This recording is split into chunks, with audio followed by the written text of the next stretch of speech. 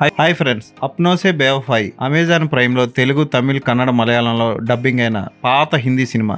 ఎప్పుడో బీసీ కాలంలో రిలీజ్ అవ్వాల్సిన సినిమాని ఇప్పుడు డబ్ చేసి చనిపోయిన దివంగత నటుడు ఇర్ఫాన్ ఖాన్ ఉన్న పేరుని చెడగొట్టడం కోసం ఈ సినిమాని రిలీజ్ చేశారు. సినిమా ప్రింట్ చూస్తే చిన్నపిల్లలకి ₹1 తీసుకొని జంతు ప్రపంచం సినిమా వేస్తారు చూసారా, అలా ఎలిసిపోయిన కలర్స్తో ఉన్నట్టు ఉంటుంది. ఈ సినిమా కథ ఏంటంటే, డబ్బు కోసం మగ వేసులుగా మారిన కొంతమంది మగాళ్ళ జీవితాలు ఎయిడ్స్తో ఎలా చచ్చారు అన్న కాన్సెప్ట్తోనే ఈ సినిమా తీశారు. పిచ్చి పిచ్చి జోకులు, పువ్వులను చూపిస్తాను రండి అని తీసుకెళ్ళి మగాళ్ళని షర్ట్లు ఇప్పించి ఆడవాళ్ళ ముందు చూపించడాలు, ఇలాంటి షాట్లు ఉంటాయి సినిమా అంతా. లాస్ట్కి ఇర్ఫాన్ ఖాన్ ఎయిడ్స్ వచ్చి చచ్చిపోవడం, అది చూసి అతని ఫ్రెండ్ మళ్ళీ అతని ఫ్రెండ్కి ఇంకొక డూపు, వాళ్ళిద్దరి మధ్య ఫ్యామిలీ డ్రామా, మళ్ళీ మిస్అండర్స్టాండింగ్ చేసుకొని ఇతను అనుకొని నువ్వు ఒక మగవేసివని అతని భార్య అతన్ని వదిలేయడాలు, ఇలాంటివన్నీ చెత్తగా ఉంటుంది సినిమా.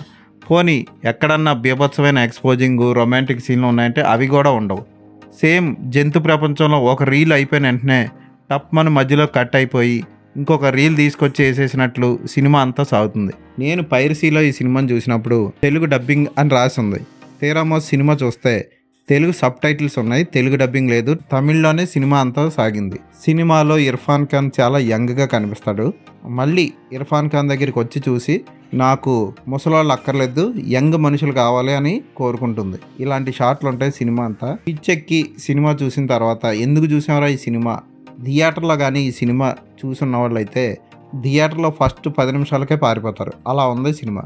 ఈ సినిమాని ఈ కాలంలో ఆయన చనిపోయిన తర్వాత ఆయన పేరు మీద సినిమా పోస్టర్ల మీద కూడా అతన్నే వేసి రిలీజ్ చేయడం చాలా తప్పు.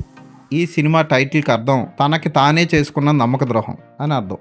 ధైర్యం ఉంటే ఈ సినిమా చూడండి. ఈ సినిమాకి నేను ఇచ్చే రేటింగ్ 1/5.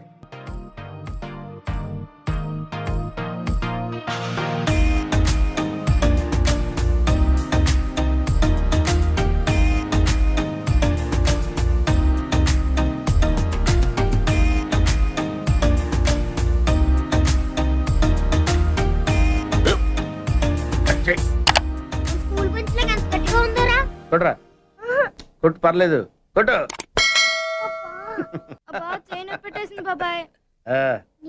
ఏంటి నువ్వు కొడతావా? కమా బిట్ మీ యార్. వాణ్ణి నేను కొట్టడం లేదమ్మా, వాణ్ణే నన్ను కొట్టమంటున్నాను. నువ్వేం కంగారు పడక్కర్లేదు. అడుగుతావేంటి?